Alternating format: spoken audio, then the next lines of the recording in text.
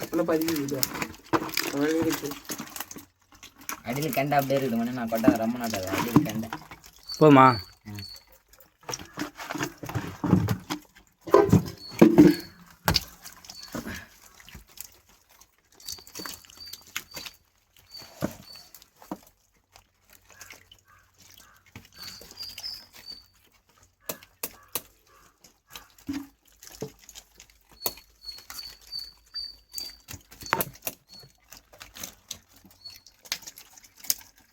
ஆஞ்சு அதுக்குள்ளே போகணும்.